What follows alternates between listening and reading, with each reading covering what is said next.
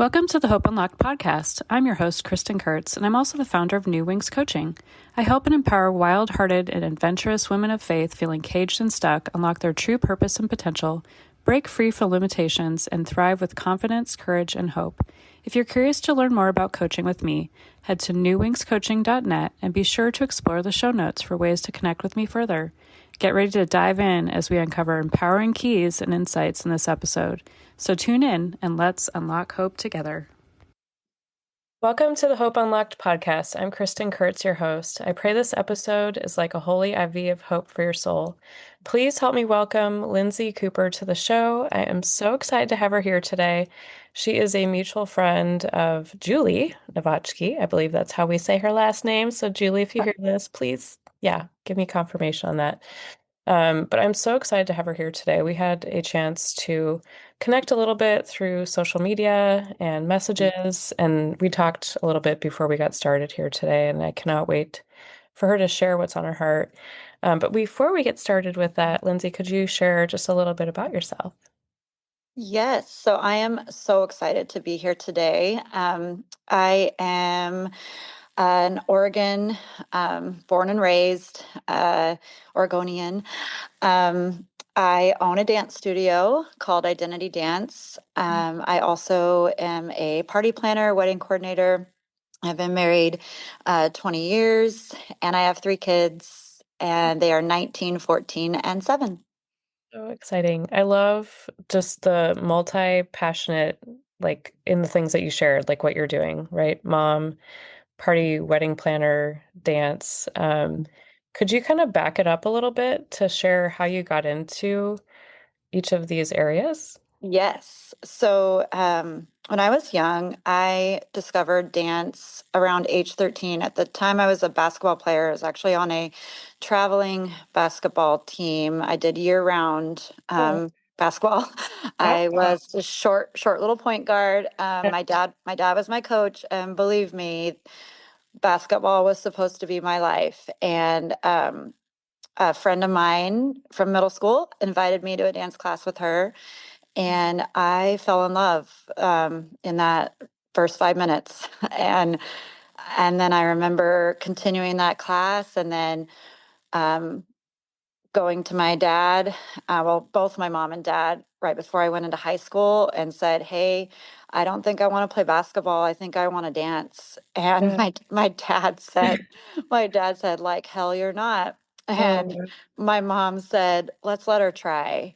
yeah. And I mean, basketball was supposed to be my trajectory. Like I was going to be varsity, Wow. go to college with it. My older sister had played Pac-10 basketball, so I was just supposed to follow in her footsteps. But I believe at that age I was really following that feeling in my heart Mhm. that said there is something about dance and music that makes me come alive.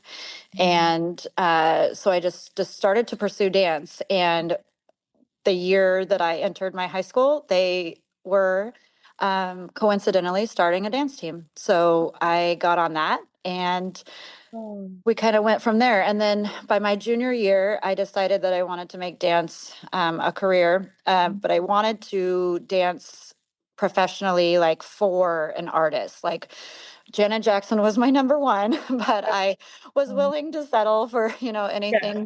anything secondary. And by my senior year, I had gone through a few things, just like any teenage girl would, a few heartbreaks, some rejections. But I still decided that dance was going to be my plan for my life. So I got some scholarships to community college here, and I majored in business, or I'm sorry, I majored in dance, the minor in business. But decided that school classes were not getting me to where I wanted to be. So I enrolled in dance classes from 9 a.m. to 5 p.m.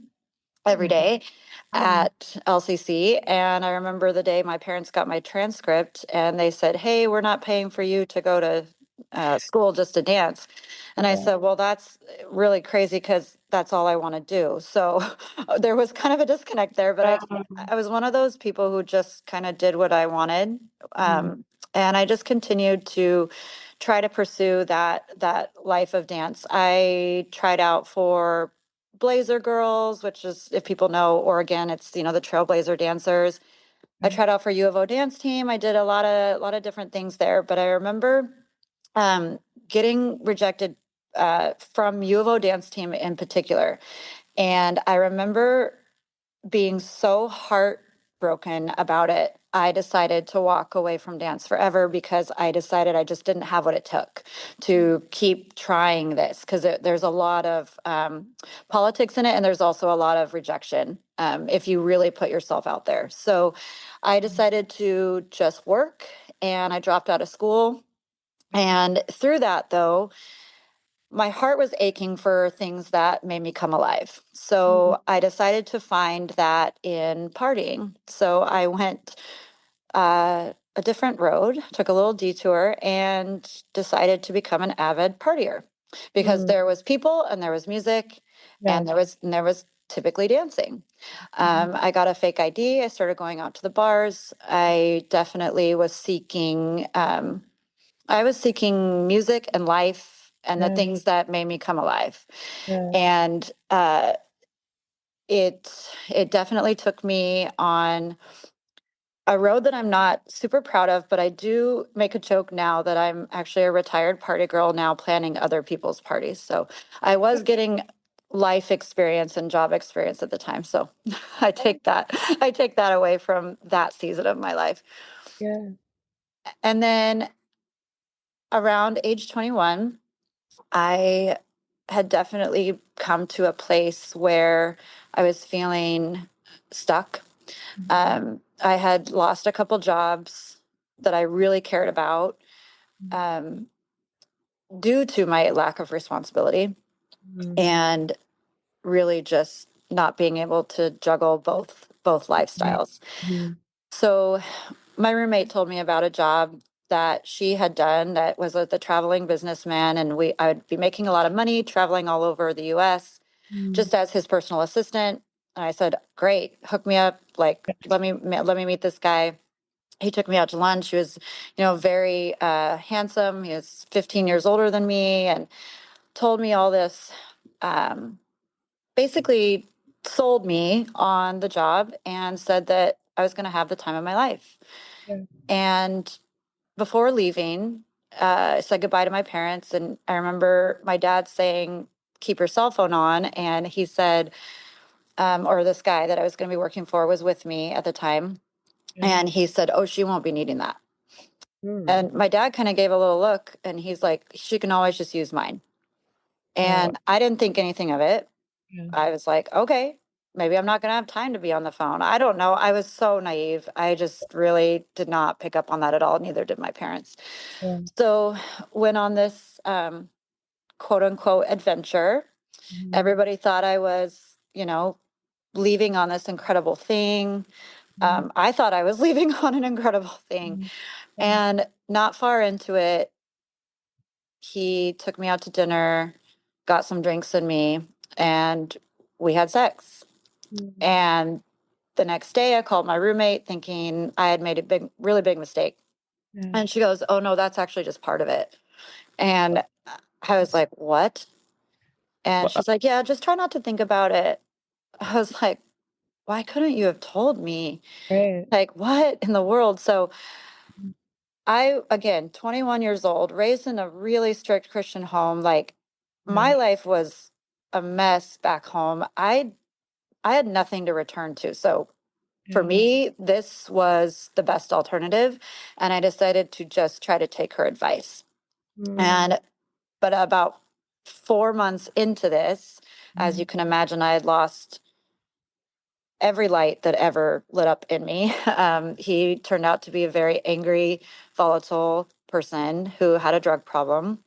I was there to keep him happy in more ways than one, like not just the physical side. While he was running appointments, I was ironing his shirts and doing his dry cleaning and kind of being this like domestic, like housewife for him and this companion that was very twisted. So I remember him telling me one day, when we get back home from this didn't happen and you don't talk about it.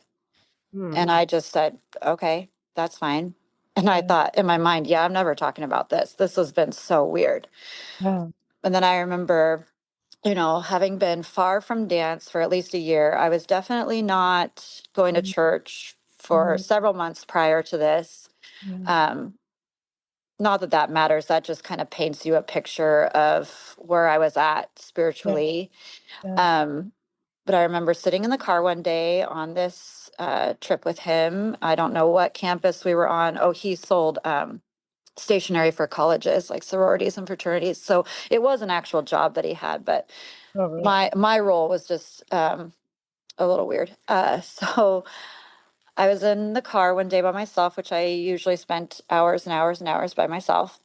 Mm. Um, I decided to pull out my journal and I started writing about all the things that we did, um, because he Yeah. tried to keep the trip very normal, like Empire State Building, Sure. Like dinner, a vacation like a together. vacation. Yeah, we went to dinner at the top of the John Hancock Building in Chicago. I mean, I was having quote unquote the time of my life. However, I was Mhm. also experiencing hell on earth, but I Yeah. didn't realize it because he had me so brainwashed to think that this was just kind of a normal thing that Right. people did. Hmm. So anyway, I was writing about the things we were doing, and then it shifted into a line that I believe was a prayer to God. And I just said, hey, if you get me home safe, I'll dance again. Hmm. And I really want to. Yeah. And then I saw him coming, so I shut the journal and put it away. Okay. A couple days later, not sure about time because time is very skewed in a Mhm. situation like that. Um, but I think it was a couple days later. He handed me an envelope. I wasn't sure what it was. I opened it in front of him. I looked at it. It was a plane ticket. My heart kind of sank because I just was really exhausted from all the travel. And I was like, oh, where to now? And he said, look. And I looked at it and it said Eugene, Oregon. And it had Mhm. my name on it. And he said, you're going home. Hmm.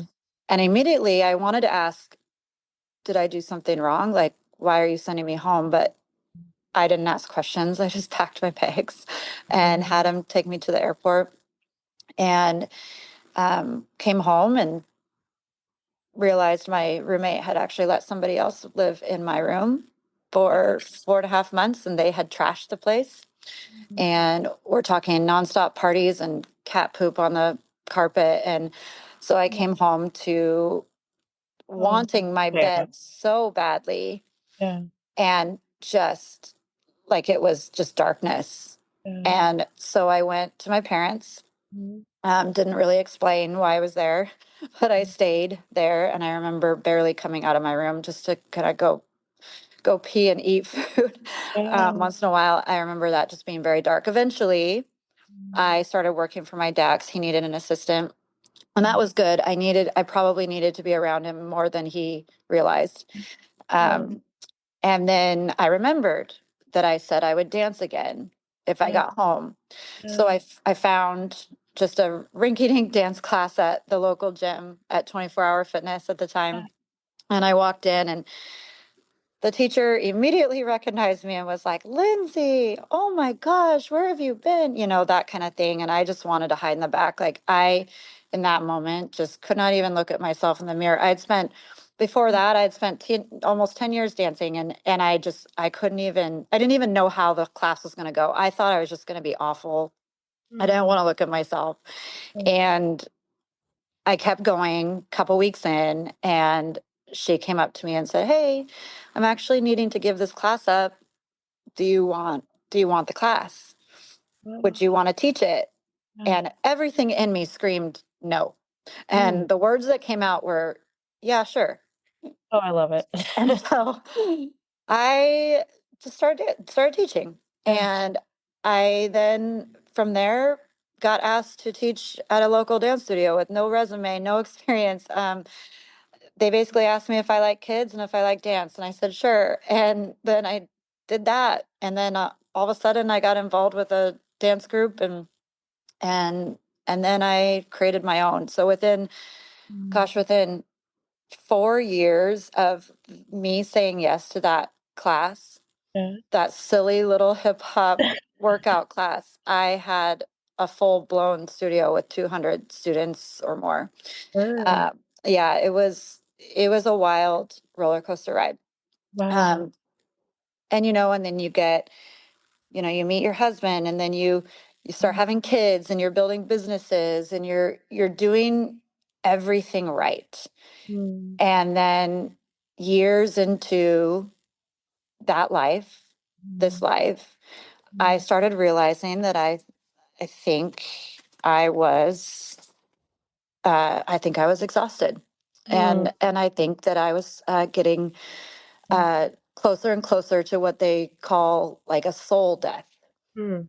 And that sounds really heavy for what I Yeah. told you all, because in the midst of this, I had decided to start speaking about what happened to me. I realized what happened to me actually at a church retreat Mm. I realized what happened to me with that guy, with that job at a Yeah. church retreat when I heard somebody else talking about what had happened to them. And I was like, oh my goodness, that happened to me. And Wow. so I started picking and choosing who I would reveal it to. Mm. And they started telling me, you got to tell your story. You got to get out there. You have to help people. Mm. So I did. Can I ask you a question really quick? Yes, please How, do. how long was it from the time you were doing this to the time that you had that revelation at the retreat?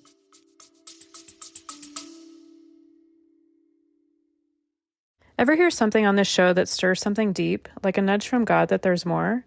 That's stirring. It's not random. I'm Kristin Kurtz, host of Hope Unlocked and the founder of New Wings Coaching, and I'm inviting you into a 45-minute unlocking session, a sacred space to press in, hear what heaven is saying, and activate your next bold step. If you're a trailblazer or kingdom voice ready to break free from doubt and live fully alive, this is for you. Book now at newwingscoaching.net/hopeunlocked for special listener pricing. You were born to live uncaged and unapologetically bold. Now back to the show. So I was 21 when the actual trip was happening. It wasn't until I was 33, 30, so 32, 2 years later? mm-hmm, Wow. Okay. years later. So you've got people telling you that you have to tell people your story. It's so powerful, and you're such a miracle. And all the things that you should say to somebody who has an incredible testimony. I don't fault anybody for Yeah. telling me to tell my story. Yeah. I believed that I was going to start healing with telling my story, and I did. It was very Yeah. therapeutic, but then it caught on so quick. I Mm. was doing so many podcasts and interviews and speaking at churches and women's events, and I did it like I was on the front page of like the newspaper here. They followed my family around for a week. Like, oh my gosh, it became a little much. Yeah. Yeah. So, and every You time I went just, from like being completely hidden in yeah, this, to very exposed. completely exposed. Yeah. And there was nothing wrong with it. I actually really um, enjoyed the healing that I was feeling on some level. Also, I really wanted to be a good, like, sounding board, and also just a safe place for the young ladies I was teaching, and this role model, this mentor. I knew that there was going to be so much good Yeah. in me speaking out. So Yeah. there's really, I have no regrets Yeah. for that. But it Mhm. does take its toll on you, and I believe that. And then COVID happened, and then Yeah. I've only spoken at one thing. Besides today, I've only spoken at one thing since 2021. Oh, really? And so this is really cool for me to be here today, because a lot has happened in the last couple of years. A lot of surprising things that I wouldn't have even thought I was capable of. But there's just been some stuff, and I'm excited to dive into it. Yeah. What I would love for you to share a little bit about, just that experience of, just basically kind of getting to the point of getting wrung out where you Yes. discovered, like, what were you feeling when you were like, Yeah. I'm just kind of losing steam here? What Yeah. what what did that look like? Because people are might be experiencing that right now, not knowing that Yeah. they're just continuing to keep going and going, which is not a bad thing. We got to No. keep going. But Yeah. there's a moment that we have to actually pull back sometimes, right? Hmm. Well, and what I've learned too is people on the move sometimes are actually, it's a trauma response because if you can keep moving, you don't have to feel. Mm-hmm. And if you can keep moving around things that make you feel good, like for me, dance and music and all the things always just, took my mind off of what I was really feeling. So you just keep going, right? But yeah, what I was beginning to feel was certain questions would pop through my head, like, is this it?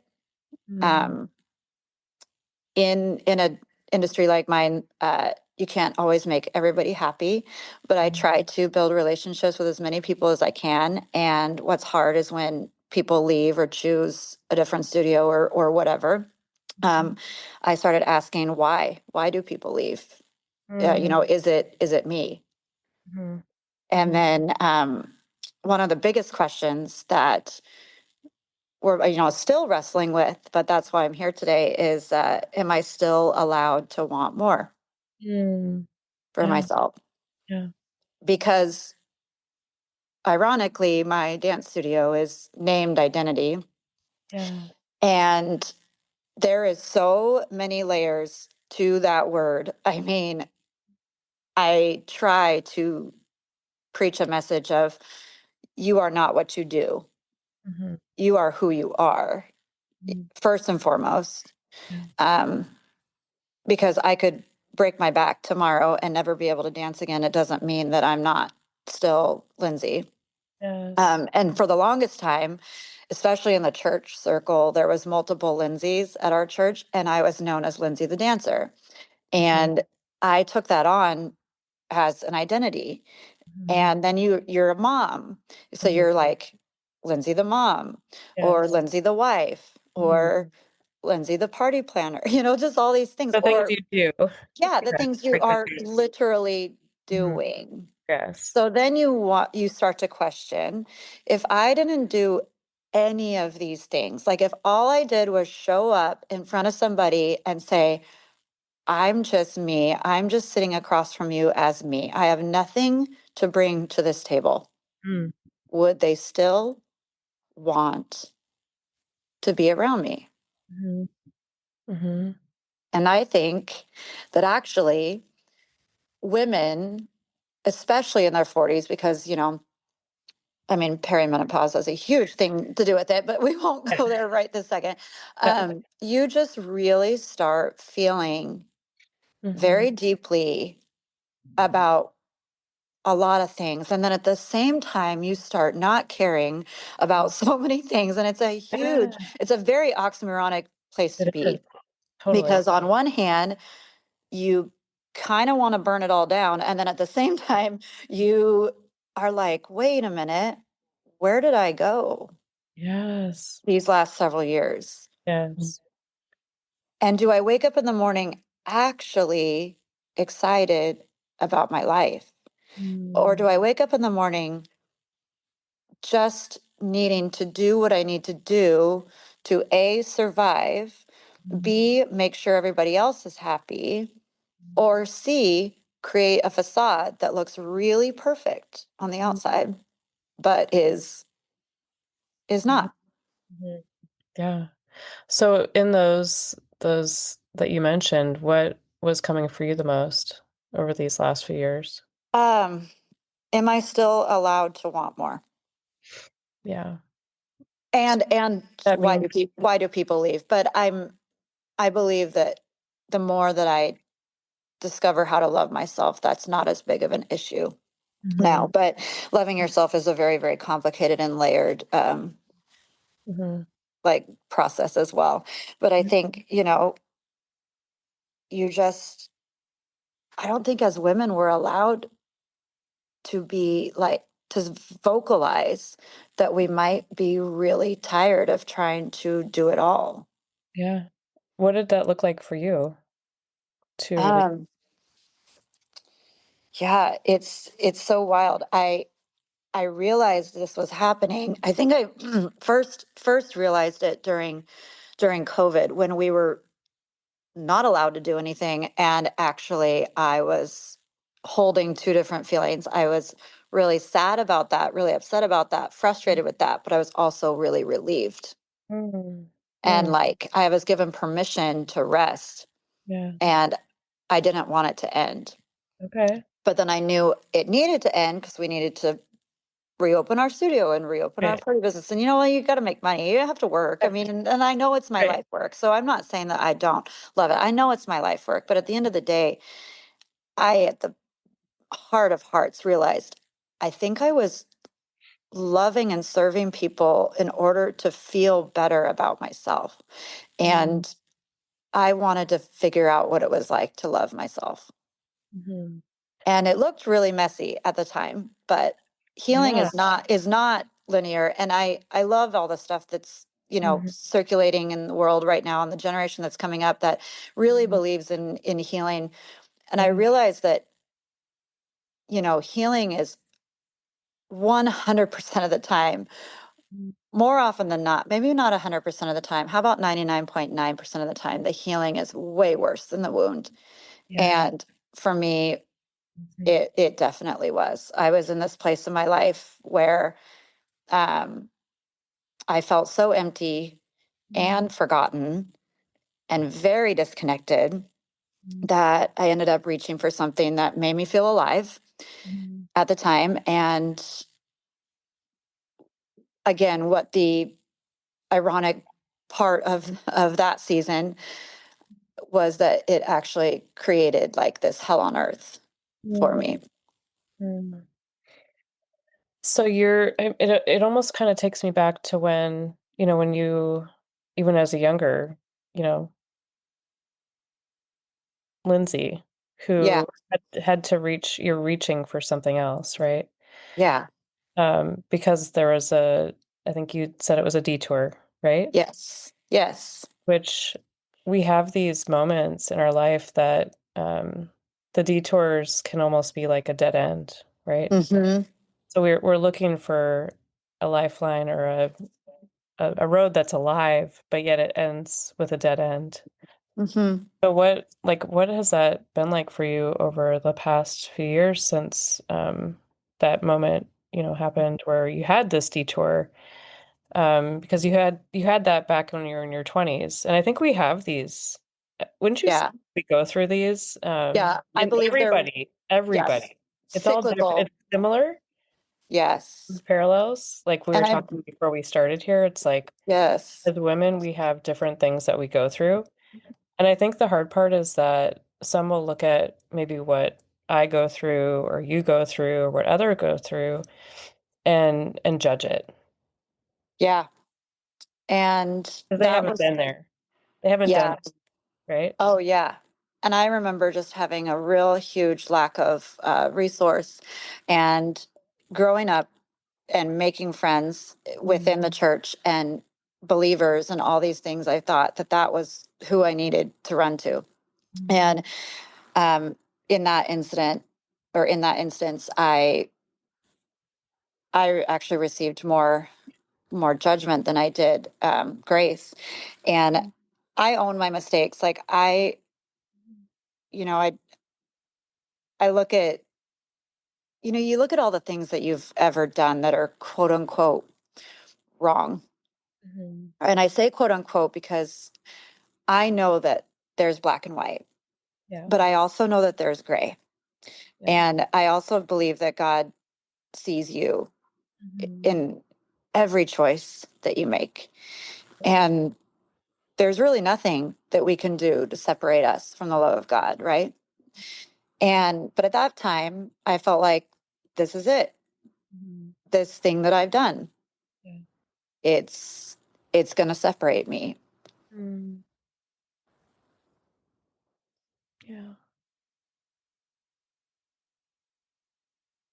But I will say Mhm. that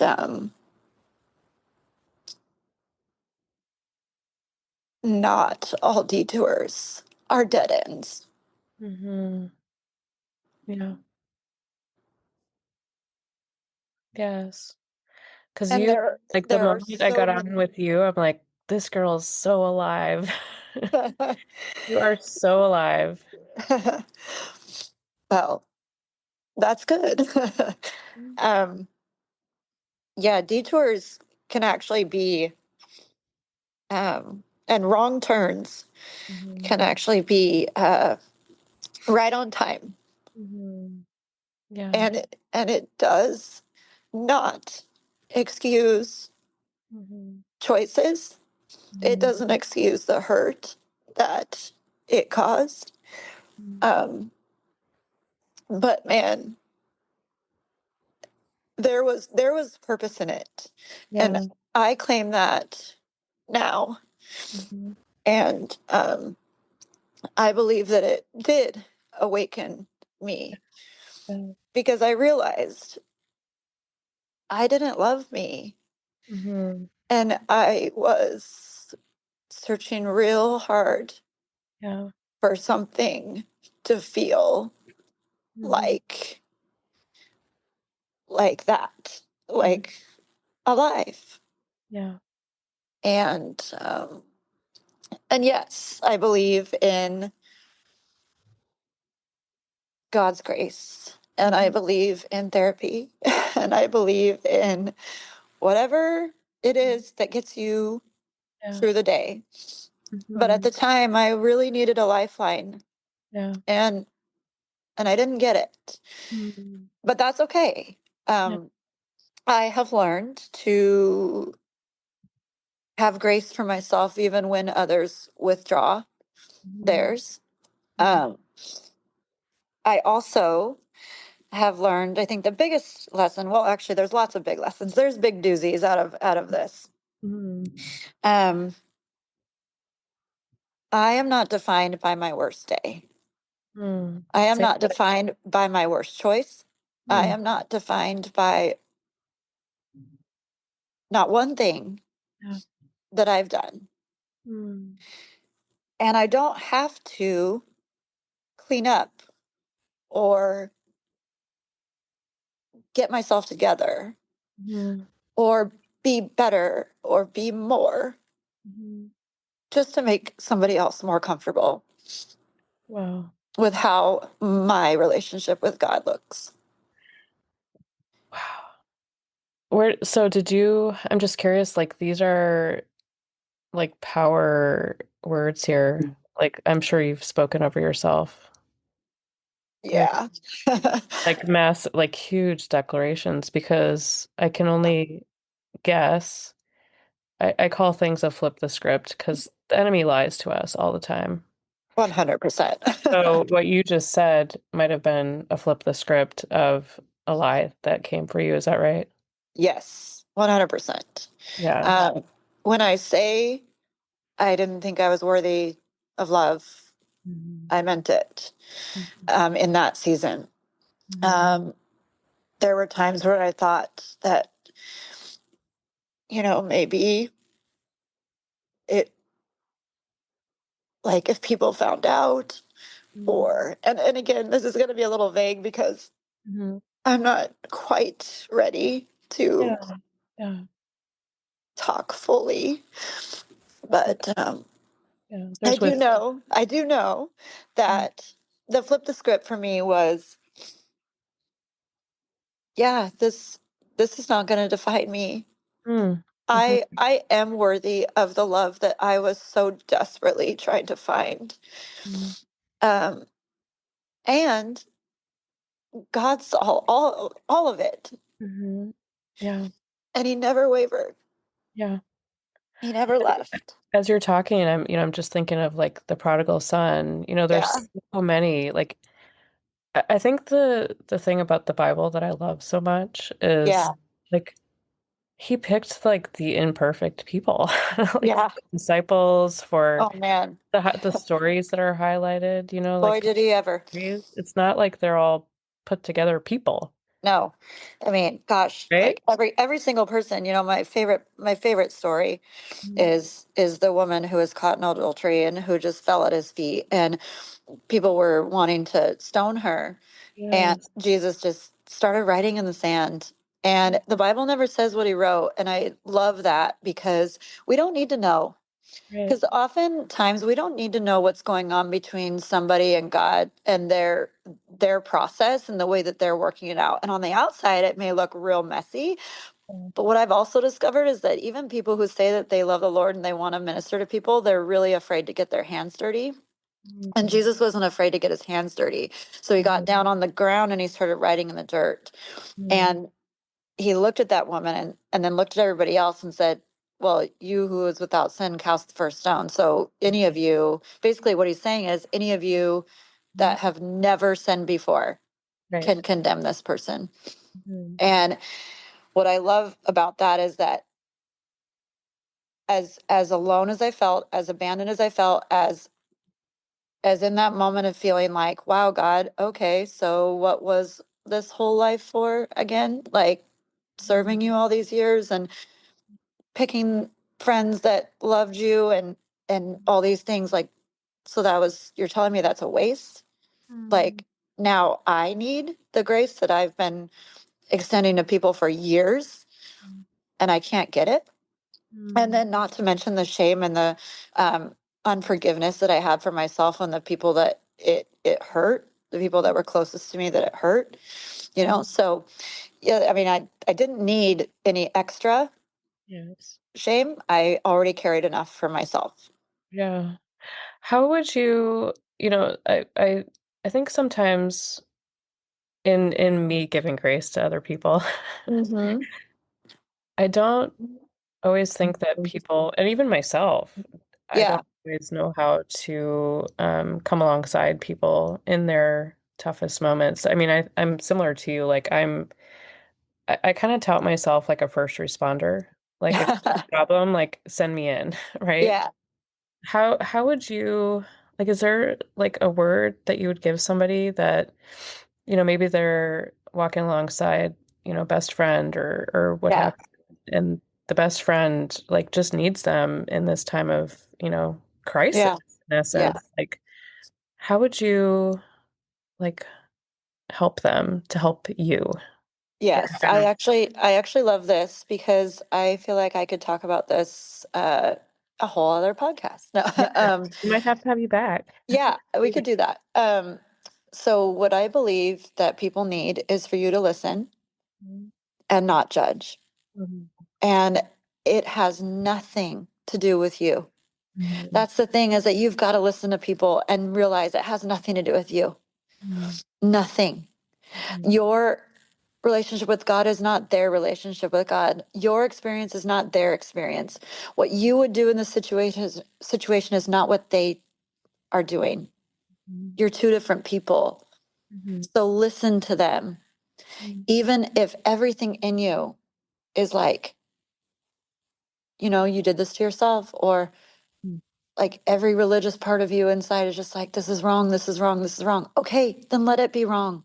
Mhm. But if they don't go through their process, like Mhm. I had a process to go through. If I would have just stuffed it down and said, oopsie, sorry guys, made a mistake, I'll clean up now, Yeah. like I'll be good, Yeah. I would have been right back Mhm. in the same place, which I Yeah. did find myself very much um, circling back around the same temptation. And it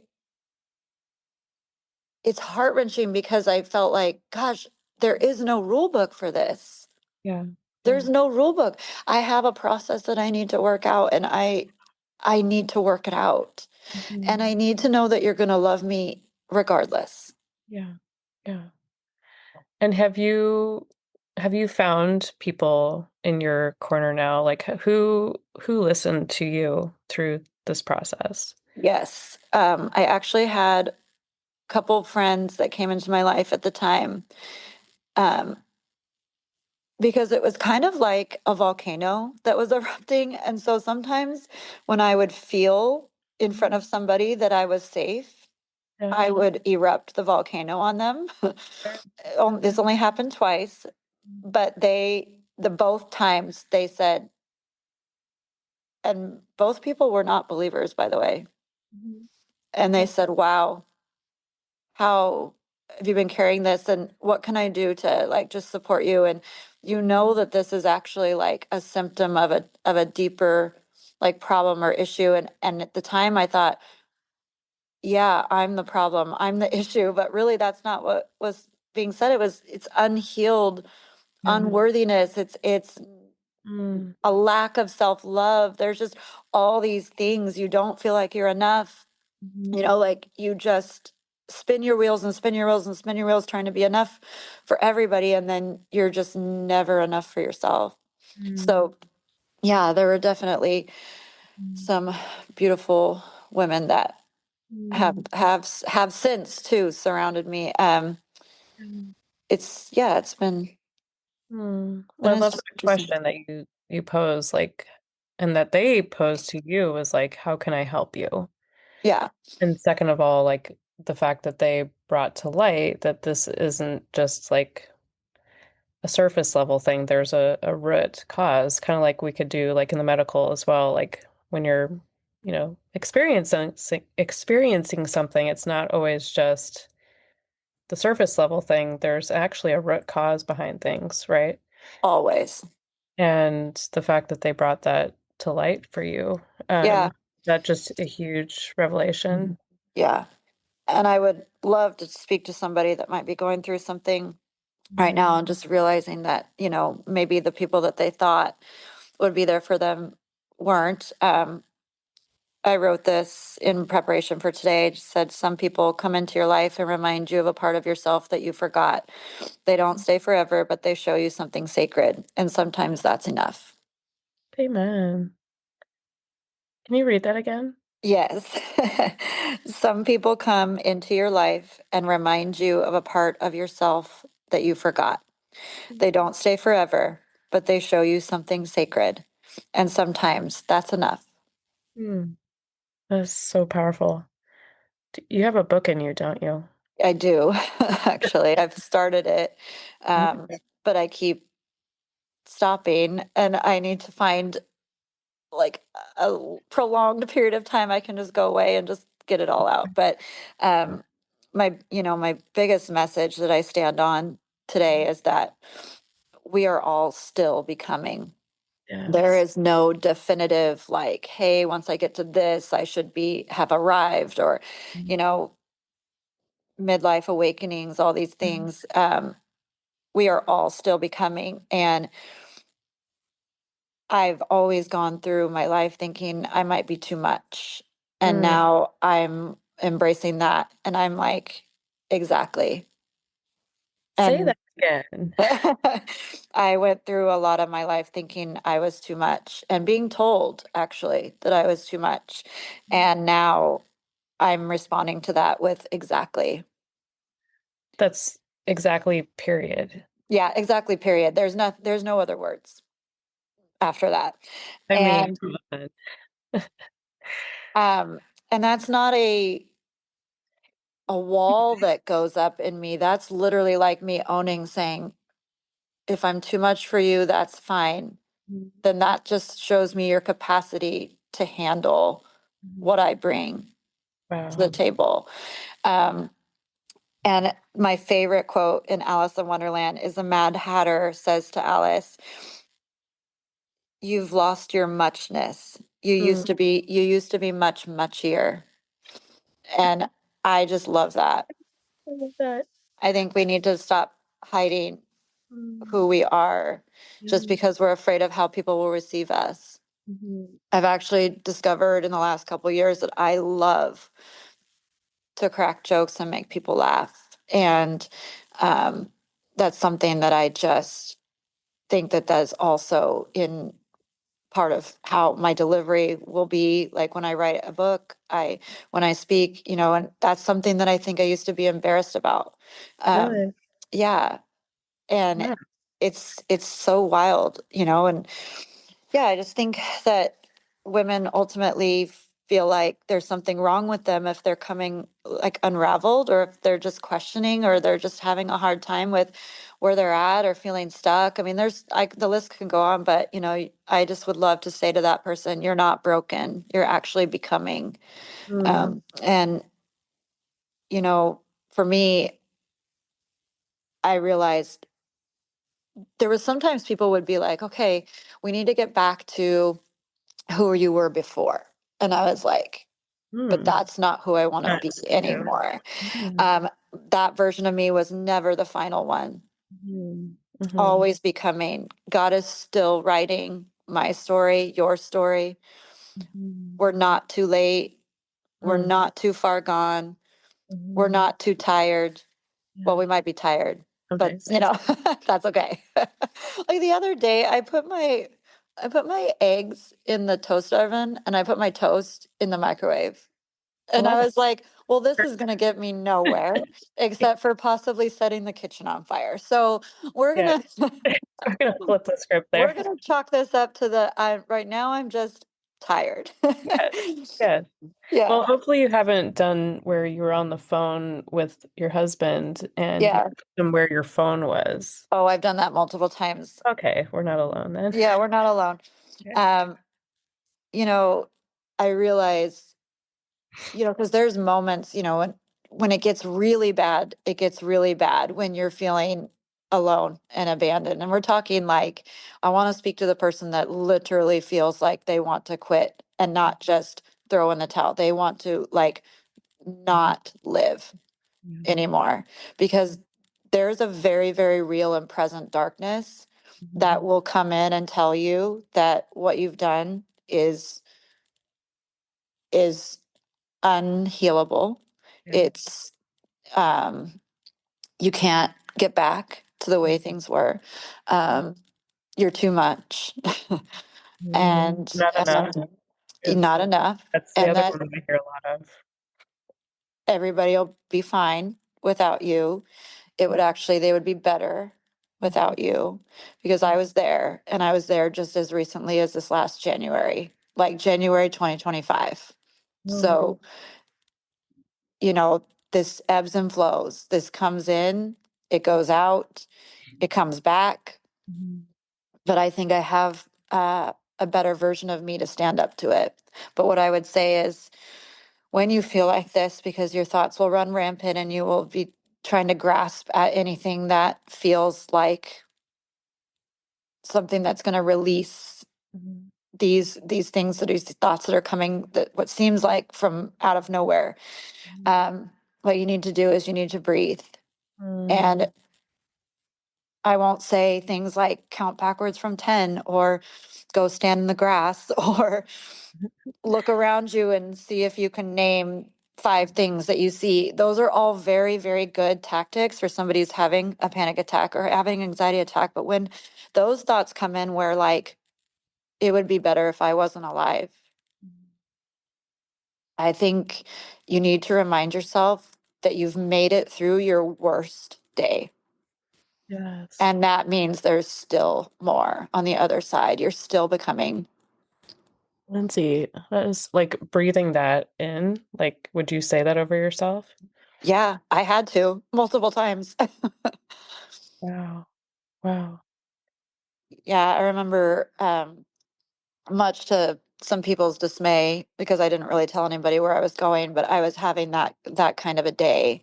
Mhm. And I just started driving. I heard a voice that I believe was God, and it was just like, just drive to the beach, drive to the coast. And it's like an hour drive from here. So I did, and I ended up being the only person on the beach, and it was January 25th, and the sun was so gorgeous. It was just about to set, and I was the only person there.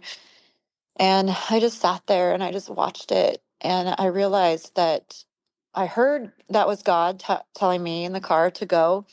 And then I realized that I could sit in silence and be okay with not some big epiphany or Mm. like some big release or just some huge emotional experience. Yeah. I think in spiritual circles, like, we're looking for like that big deliverance or that big emotional experience. But for me that day, I think that I just got quiet enough to hear my own voice and to calm myself down. Yeah. And there's a verse in the Bible that said, and David encouraged himself. And I Yes. realized, man, he was king. He could have Yeah. had anybody around him help Mhm. him out. And in Yeah. that moment, he was so broken, he needed to find it somewhere deep down to encourage himself. Yeah. And ladies, you have it in you to encourage your damn self Yeah. if you need to. Say that Sorry. again. Ladies, Seriously, we have to. ladies, you have it in you to encourage your damn self, Yeah. even if no one else will. Yeah. Especially, because you and I, before we got on here, we're both like in our DNA. I would say we're both encouragers, right? Yeah, yes. And several months ago, I took a few months off social media, and I felt like I was having like encouragement constipation, Oh, wow. Yeah. like not giving it out, Yes, And yes, I and feel that way. the Lord actually said, encourage yourself. Yes, that's so Encourage good. yourself. Like So these things good. that I'm giving you to share with others, it's not always for everybody. It's for you to keep Yeah. to yourself sometimes. Oh, yeah. So that is so powerful. And just think of like how much David walked through. Oh, I I mean, mean, the Psalms are like, yeah, my life sucks, but God. It's kind of like that's the kind of the culmination of the Psalms. It's like he's just pouring yeah, out, but then it wraps up with like he's encouraging himself basically, and the yeah. Lord's encouraging him. And I don't know if you would add this in too, but I remember when I was going through some really dark days several years ago, I had somebody say, Kristin, get in the Psalms, read the Mm, Psalms. yeah. Have you done that? Yes, I've actually read them multiple times over. Mhm. Yeah, I love Yeah, the 50. yeah. You and I were talking before we started recording, and we were talking about when you are given this, like, this purpose in life, like, you have this podcast ministry, and I have a dance studio, and, even a party planning business that I also use as a way of connecting with people and encouraging people and celebrating people. Um, and I believe that we, growing up in spiritual circles, are told, when you go through something hard, your breakthrough is just around the corner. So just keep going, keep going. Your breakthroughs are just around the corner. And remember, your story's gonna, like, impact people. So, do it for them, do it for the one. We talked about this, right? Yeah, And for me, this last couple years has been, Lindsay, get through this, break through this mhm, for yourself. yeah. Say Do that again. it. Like Yeah, that's break through this, get through this, start to heal from this for yourself. mhm, Because self-love is not selfish. It mhm, is told to us that we cannot love our neighbor unless we love ourselves. yeah, And I'm not talking about become obsessed with yourself and narcissistic and only right. thinking about yourself. I'm not saying that. I'm Mhm, saying believe that you are worthy. mhm, Believe that you are worthy of a love that is unconditional and that is grace upon grace, mhm, and that you can heal from all things, mhm, even if it doesn't look like how everybody else wants it to look or on a timeline that everybody else wants it to be on. That doesn't mhm, matter. mhm. Heal for you, Yeah, because inevitably when you heal for you, mhm, it has a ripple effect. yeah, So you're going to heal for your bloodline, you're going to heal for the people that God has put around you, your friends, all the things. You're going to impact people you never even met before, right? yeah, But first and foremost, I'm sorry, but please be selfish and do it for you, mhm, mhm, because God doesn't make mistakes. yeah, He created you on purpose. He created me on purpose. He mhm, actually knew all of this stuff was going to happen before it even happened. yeah. Isn't that incredible to think about? It is. And I hate that there is so much calamity in the world. I hate that there is so much injustice. I hate that all the things that people are going through. But I think that when we focus on what can I do to be a better me, what can I then give to someone else Yeah, to help them be a better them, mhm, Um, yeah, That is, can you say that? I have you say things again because I feel yeah, like, for the audience in the back, yeah. write this This down. is for the peanut gallery. Okay, I'm gonna try to do that. You know, I was talking about how I hate that there's just so much injustice and calamity in the world, but first and foremost, let's heal ourselves Yeah, day by day, and then please be selfish, heal for yourself, and then also then, heal for someone else. yeah, Go yeah. give a part of yourself to somebody else Mhm. that might need it. Yeah, And real one-on-one. Like, I believe that the world may not change anytime soon, but we can change our world around us, like what's right in front of us, by yes. taking time to just be with people and talk with people, Mhm. and listen to people when they Mhm. need to be listened to, Yeah, and play and like enjoy your life, because we really don't know when it's going to be over.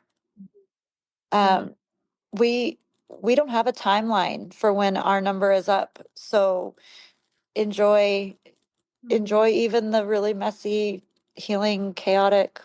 process, because it's not fun. I mean, Uh, gosh, what mhm. it feels like is not just like strings are unraveling, but like the whole damn rope is just coming unglued, and you have no anchor, and you're drowning in the middle of the ocean. I mean, that is Mhm. a that is a artist depiction of what it Yeah, feels like yeah, sometimes. And yeah, you're screaming help, but nobody can hear you. yeah. um Can I and ask that, you a question? yeah, I'm just thinking of something and I don't want to miss this. yeah. So your passion is dance and Hmm. I'd obviously say like encouraging others and Yeah, celebrating, which is yeah, I actually tell people to celebrate before the celebration because yeah, I don't think enough people even celebrate themselves, right? yeah, But correct. but during this really, challenging season, were you able to dance freely? Not freely, but I had to show up. Yeah. Yeah. I still had to show up. um I was still dancing once in a while on my own by myself in my studio, but it looked very different than it would have, a few years prior. Okay. um it was a little more rebellious, Okay. and it was definitely not to worship music. And I'm just gonna be real. um yeah, I mean, a lot about me has changed in the last couple of years, because I think I've let my walls down to not have everything have to be so black and white. Yeah. That I believe that God is in just about everything. Yeah. And I believe that there's a whole other, like, massive uh move of women that are, and men. I'm not going to say just women, but that really struggle with, who am I and why am I here? Yes. And if you don't heal from some of the things that not Mhm. only have been done to you, but that are unfair, but that you have owned and done in Mhm. your life, then, you know, then what's the point? Like, I think that life is just full of, like I said, detours. Yeah. And every single one, oh, I have this interesting story from back when I was on that trip with that guy. So, Yeah.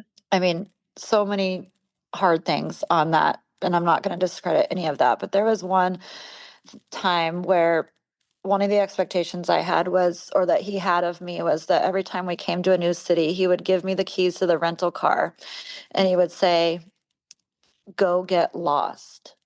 Go And get he wouldn't say it like, "Get lost, get out of here." He's like, right. "Go get lost and find your way back." And Wow. I A word was a right there. kind of a bad driver. Like, I'm kind of still a bad driver, but actually I feel like I'm a really good driver. I'm You a just good have to, like, driver. you have to get used to, Yeah. like, my driving style. I Sure. actually think that I belong somewhere where people go much faster Okay. than around Like here. But Southern um California, probably. yeah, like, maybe I should have been a race car driver. So I would literally go in, like, these sometimes really big cities, Mhm. and I would turn left and then right and then left and then go. And there was no phones, like, smartphones back then, y'all. Like, and Right. there was no Google, there was no, I mean, we had MapQuest, but he told me I couldn't take a map. So, um, and I would do it.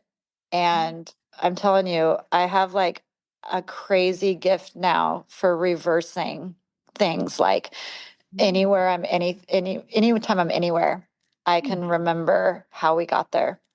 And I'm not just saying that to like put myself up. I feel like it's a life lesson. Like Yeah, I was gonna I say. purposely, I actually believe that God gave me the season of my life and said, get lost Mm, and then find your way back. wow, that's like a book right there. And honestly, people might disagree with me on that, but I'm going to say, no, I actually disagree. I believe that God handed me the keys to my life and said, get lost, Mm. and I'll be waiting for you when you get back. Have you seen that quote? It's like, all those who wander are not lost. Amen. Yep. Something like that. Like that super 100%. resonates with me. 100%. And, again, speaking to somebody who might be walking or have a friend that's walking through something that looks like they're lost, there is a process for people who appear to be on a detour or lost. Mhm. There Mm. are things they have to go through that aren't pretty. Yeah. Yeah. Wouldn't it be nice if it was pretty?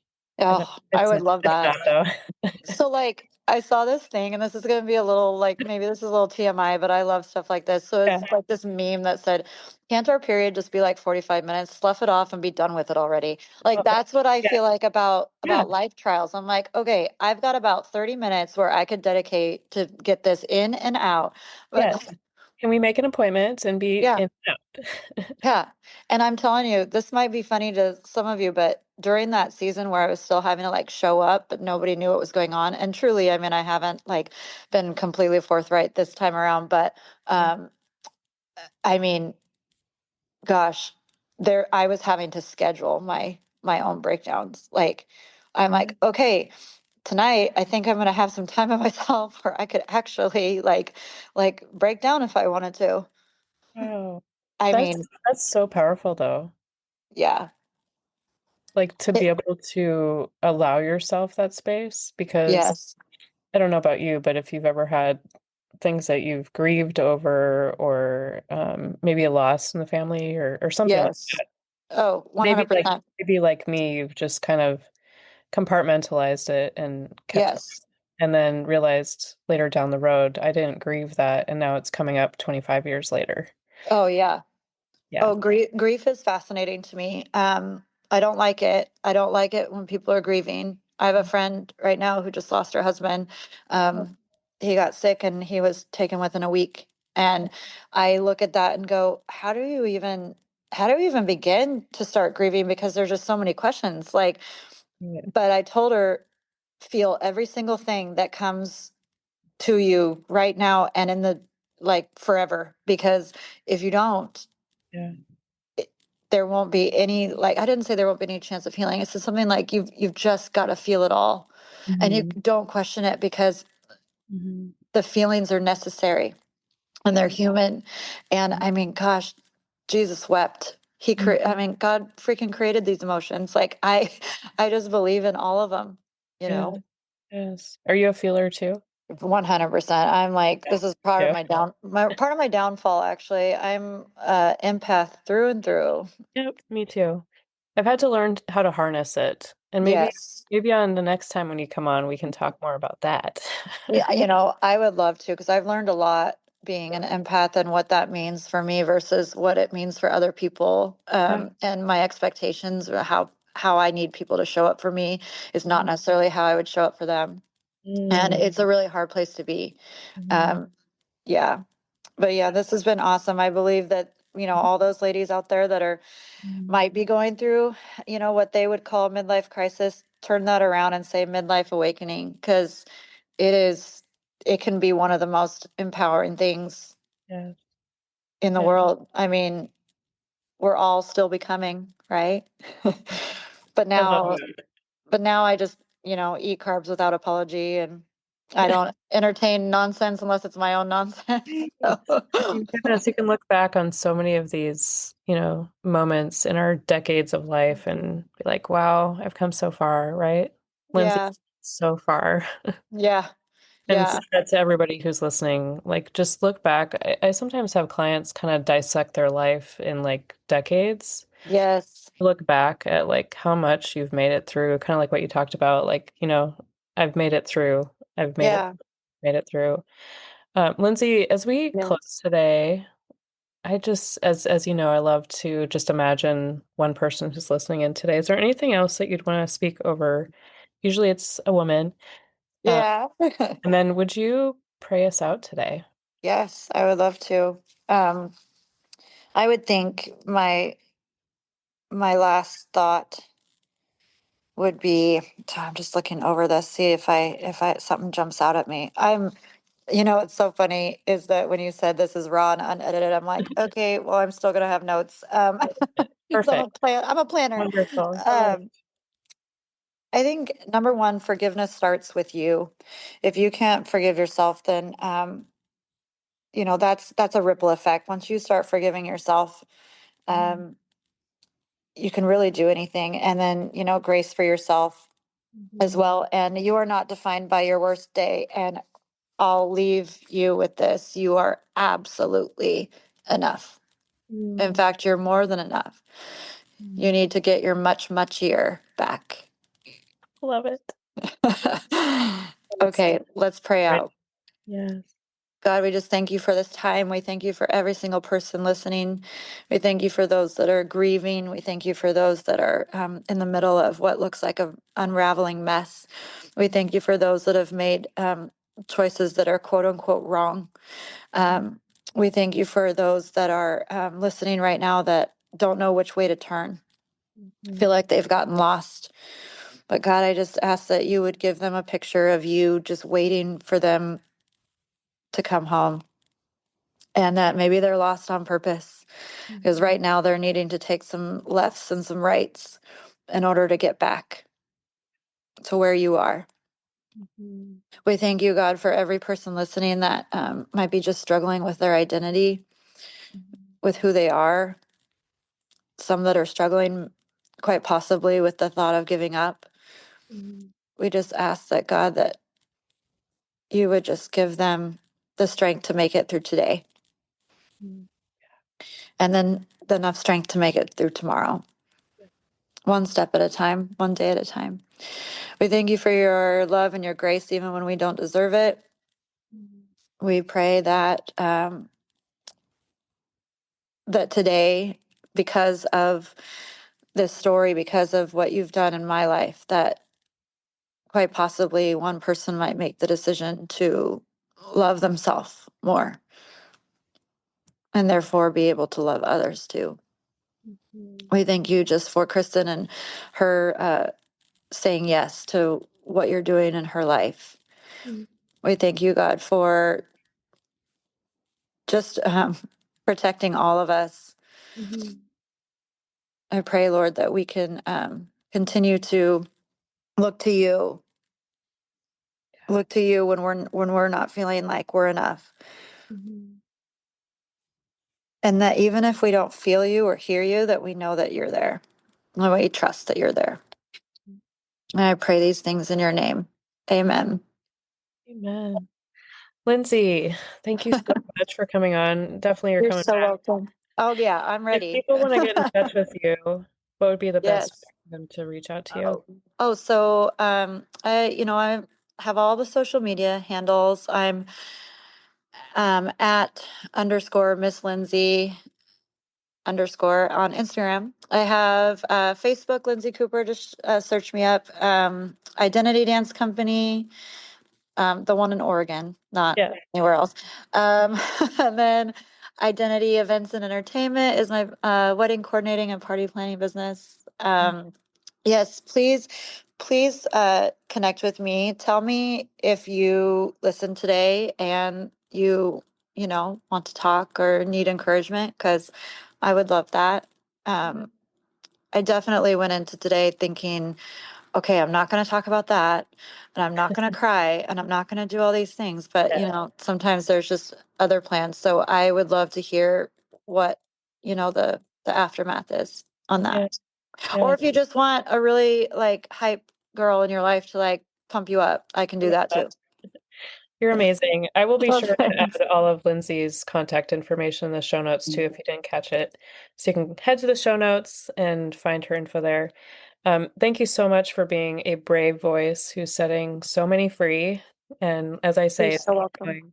I'm going to close with the Hope Unlocked anchoring verse, which is, "May the God of hope fill you with all joy and peace in believing, so that by the power of the Holy Spirit you may abound in hope." And that's Romans 15:13.